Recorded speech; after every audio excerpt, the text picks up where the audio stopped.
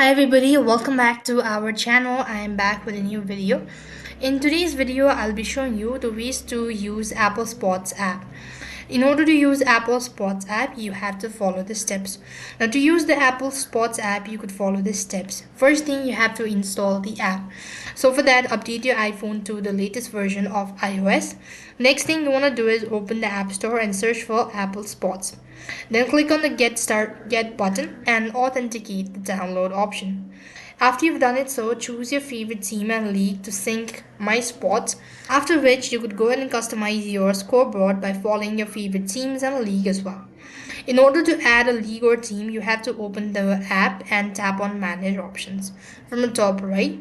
Then use the search field to find a team or league to follow and tap next to the team or league you want to follow.